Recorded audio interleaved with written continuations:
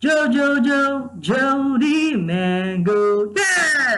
Hello, you are now watching ANIMAZING, and here we'll talk about anime,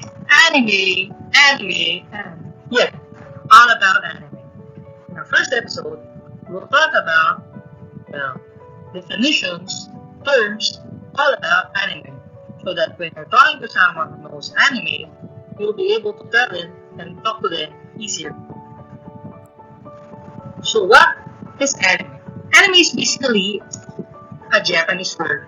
Of course, it came from Japan. That's why I have here Japanese flag. So anime is based on the word animation. So from the word itself, animation. So they got the word anime, so they shortened it.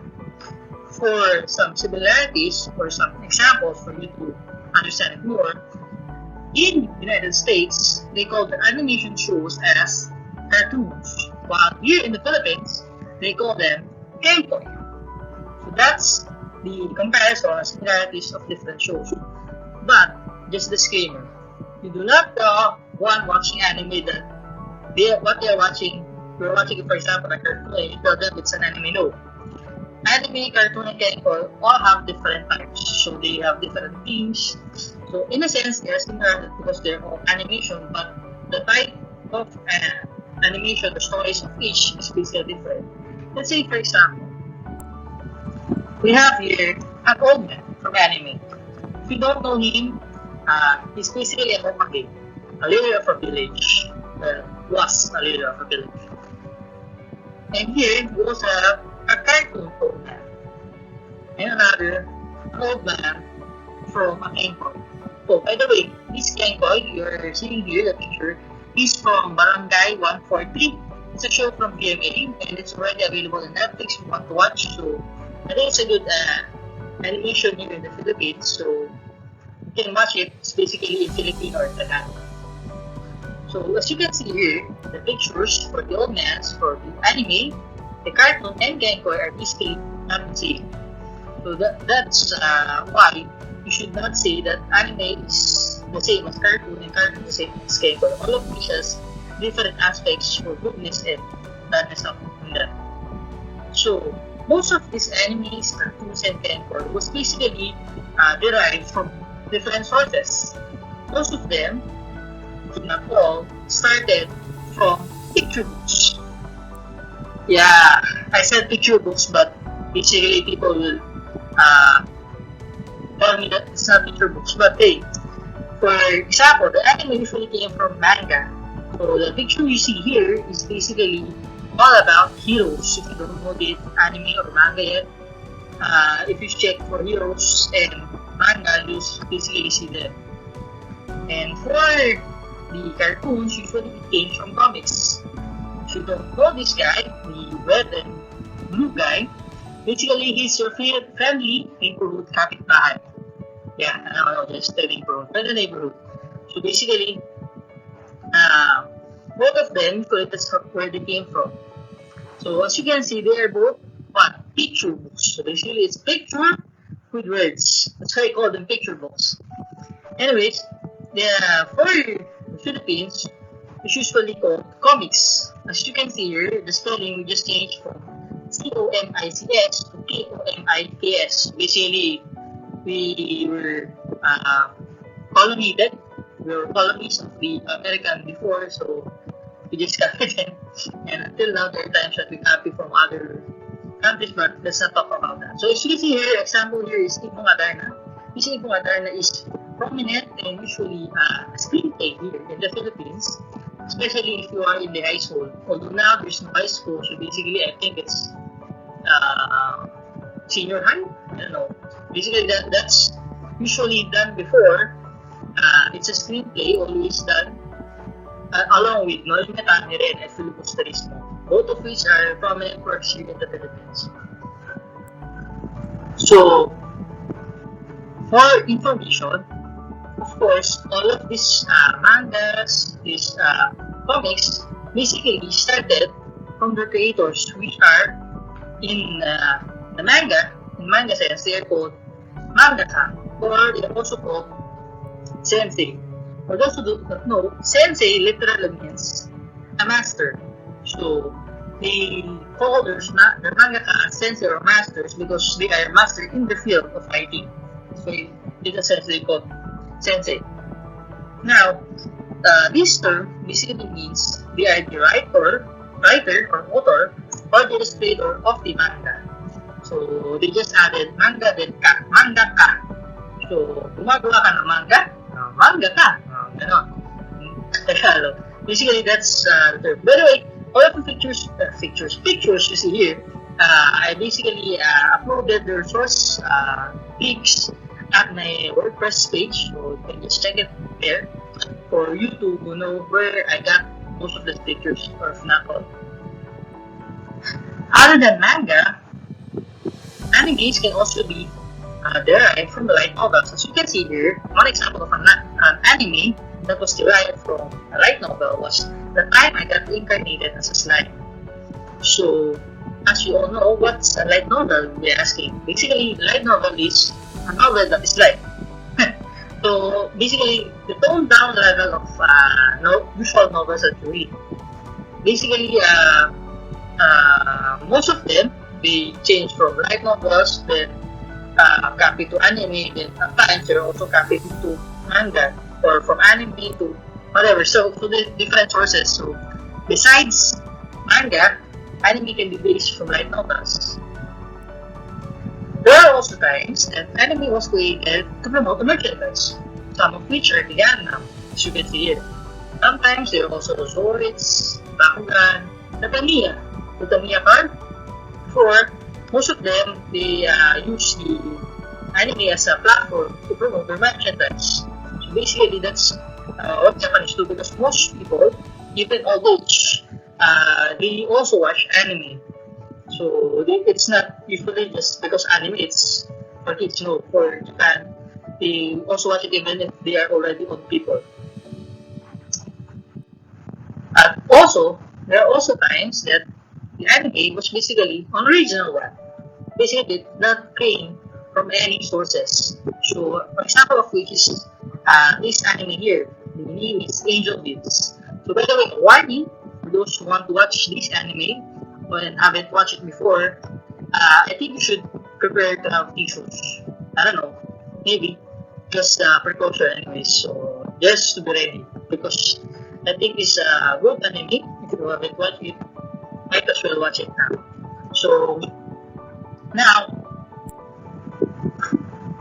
since I have informed you of the different some sources, basically all the sources that I informed you, they are just some of the sources where animes was derived from. Now, since most of these shows was derived from somewhere, some anime watchers use some terms for episodes in an anime. Some of these terms are the canon episode term. So when I say here the canon, it doesn't mean the canon as in an artillery or used in a war, but basically canon. No, not really. Sorry, this is not canon brand also, but basically canon here basically means that the episode was derived or was based from the original source. It may be the manga, it may be the light novel, it may be whatever source they derive. It's basically called a canon episode because it was derived from there. But of course, if it's not called a canon episode, it will be called a non-canon episode. So these episodes are basically episodes not derived from the manga, not derived from the light novel. They're usually called as filler. Yeah, you see here the filler guy? Yeah. The spelling is, you hear the same words, but it's not basically the same spelling. Spelling is like this one, filler. So, as the word itself, it used to fill the anime. Why? Because there are times, or most of the times, that the anime already catches up with the manga. Usually, the manga is an ongoing manga. Then, at some point in time, they want to increase more, they have good success, so basically they turn it into an anime, and then the anime usually takes up about 4 or 5 chapters. Then, at some point in time, it will catch up with the manga. So that's what happened. They do a filler episode. So basically, it does not come from from the manga sources, from the light novel sources, whatever source it came from. It's basically used to fold it up so that when they arrive at a certain point, they will not be they will not what do you call this? They will not have problem finding for a source because it's their source material. So what can they do? So the other time, that's basically the word or terms to define episodes in an anime. Animes also have different genres, the same with movies and TV shows. So, as you can see here, they have different genres. These genres here, that you can see here, basically, most of them, you can just search it in the Google, type adventure, and then you understand what an adventure anime is. You understand what a comedy anime is. Because it's already based from TV shows and movies, prominent ones. But some of you who haven't watched anime before would not know what the term harem means, or josei, or seinen, shoujo, shoujo ai, shonen, and shonen ai. So here, I will talk to you what the hell does these words mean. First up, we'll talk about shonen. So for shonen, it's basically more of a demography. So basically, shonen is are animes that are marketed or their main focus is to target boys. Basically, shonen is for boys. An example of which is here, picture of History's the Strongest Disciple, Kenichi. So most of the times, if it's a shonen anime or shonen manga, it targets boys. So their premise usually is about having friendship, having overcoming something or somewhere. So it talks more about how a teenage boy or boy feels. Besides that, we also have shonen ai. So since I saw told earlier that shonen means boys, so shonen ai means in Japanese as love. So this is what you call boys love. So as you can see in the picture here of Sekaiichi Matsukoi, so basically shonen ai is an anime that talks about boys love, or basically for gay, for gay stuff. So that's gay romance or boy to boy romance. That's for shonen ai. Also, anime also has seinen. So seinen basically is a term we use for older males. Basically, usually adult males. So basically, the theme is more gruesome than those in the shonen. So example of which is Tattoo Tattoo. It's an anime about tattoo. Yeah, it's the same. So basically, that's the meaning of seinen. So from shonen, if you go older, usually you will be targeted again as seinen. So as you can see here, anime is not only targeted only for the kids or the teens, but also the adults. They target them also. It's one of their prominent business markets in Japan. And then next one, they have also harem. So when you say harem, basically it's a guy, as you can see in the picture here, in the anime to Love, it's one guy with 2, 3, or dozen or many girls falling for him. Basically, many girls liking him for different reasons because they help him or what. So that's basically the focus for genres which has harem. Now now we'll talk about shoujo. For shoujo, it's basically a counterpart. Since shonen is for boys, shoujo is for girls. An example of a show about shoujo or girls are Fruit Basket. Okay, so in an essence, by the way, previously I showed you harem, but there's also a reverse harem. Reverse harem basically, as a term, it reverses it. So it's a guy.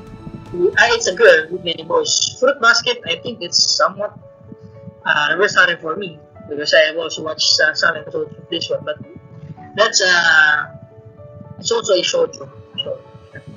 So since there's shonen ai, there's also shoujo ai. So as the name says, shoujo, as mentioned earlier, is for girls. So it's girls love. As you can see in the picture here, Blood into You anime. So basically, here we have girls and girls love. So basically, girl and girl relationship. That's usually the main focus for gender sweet shoujo ay. And then lastly, here is josei. So josei is basically a counterpart for seinen. So if you have an anime for adult males, you also have an anime for adult females. Basically, example of a Shiayafu. So basically, it targets now older females. So that